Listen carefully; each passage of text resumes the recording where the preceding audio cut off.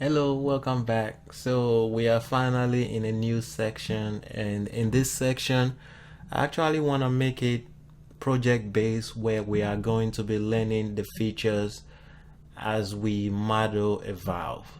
So to start, let's open our file and new part and click OK.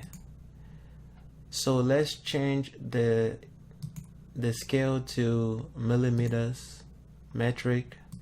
So you go to your option, document properties, unit, metric, and click OK.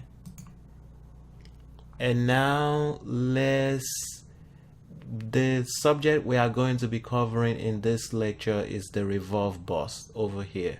So to start, let's pick the right plane and sketch. And now let's draw a sketch on it.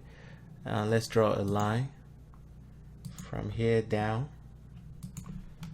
Now draw another line this way and coming down.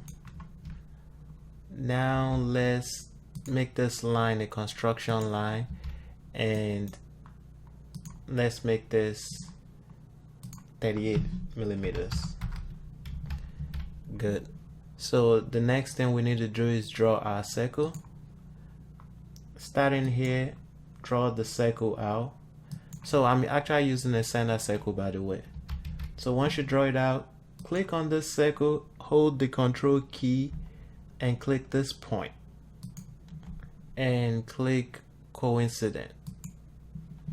So now that point and that line is coincident.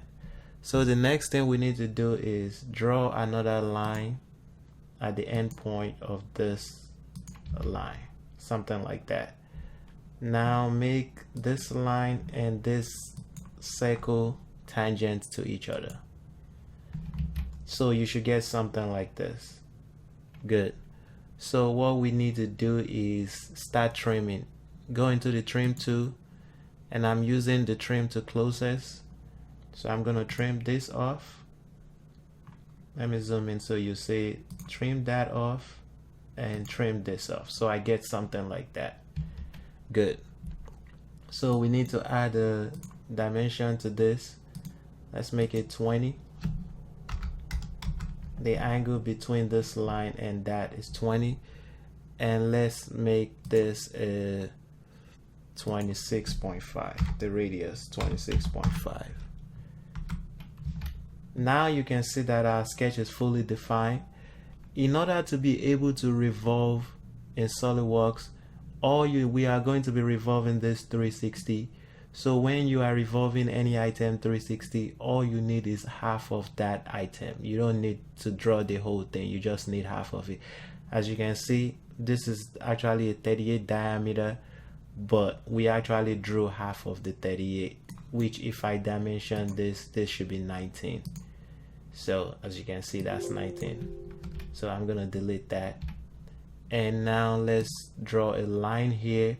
And another thing you need to keep in mind is, before you can revolve, your sketch must be closed, meaning you need to have all this sketch all around. The construction line is just something we use. Like I said, you can use it to aid your sketch. I use the construction line to get the 38 diameter. And in case if you were wondering also how I got the 38, let me delete the 38. If I press my dimension, smart dimension, and I dimension from this point to that point, it will only give me 19, which is the radius. And that is right.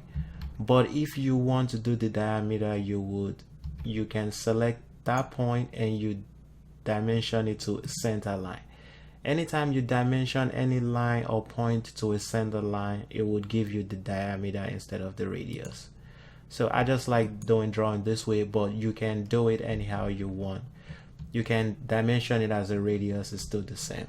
So now let's make sure our sketch is closed by adding another solid line.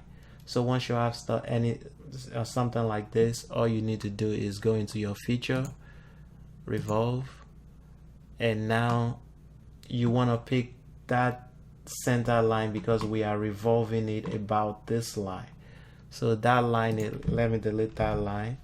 You see how I revolve? So it's asking what do we want to revolve about. Select that line. Now it's revolving and 360 degrees, and that's all you need to know. If you were revolving it any other degrees, maybe 180, you type in 180, and that is how you do the revolve, and you press OK, and there you go. So we've made our first part of the valve. Thank you, and I will see you in the next lecture. Bye.